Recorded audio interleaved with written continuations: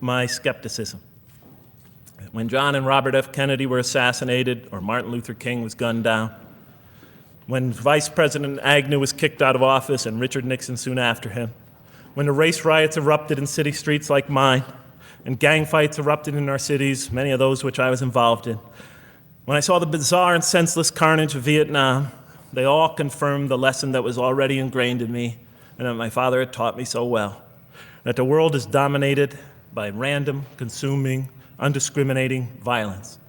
And very soon I began to ask why. Why would God make it that way? Why wouldn't he just pop us into heaven from the first and spare us all this suffering? Why does he let little children in Vietnam get napalmed and run down the street naked on fire when they had done nothing to deserve it? Why does he let the race riots go on? Why does he let the leaders be assassinated? Why does he just let the violence go on and on and on for people who had nothing to do with it? It wasn't of their own making. Why didn't he just make us angels and pop us into heaven if he could make us angels, which I was always taught he could?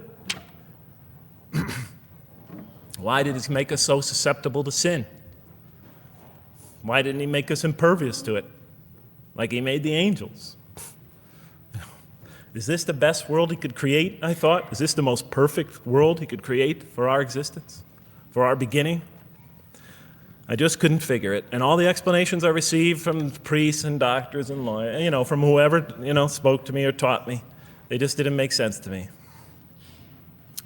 In any case, so I became an atheist when I was 16, even though I was going to Catholic school at the time.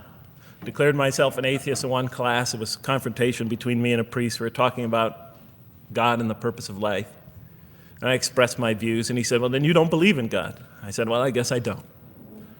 And then through my junior and senior year of high school, I got an F in religion, even though I continued to do very well on the tests. In any case, when I was 28, to make a long story short, some friends of mine gave me a copy of the Quran. And one night I was sitting in Diamond Heights, my apartment in Diamond Heights in San Francisco. I was working that time at the University of San Francisco. I was 27, 28 at that time, I can't remember. And I ran out of stuff to read, and I took this gift that my friends gave me and I began to read it. And I came to the first verse. Well, I opened the Quran, read the first page, then the second, and then very quickly, in the second surah, about 37 verses into the Quran, I came upon the story of mankind.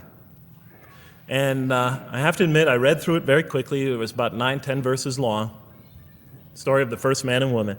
And I recognized some of the details. It was similar to what I had learned when I was a child, but I noticed that there was something wrong.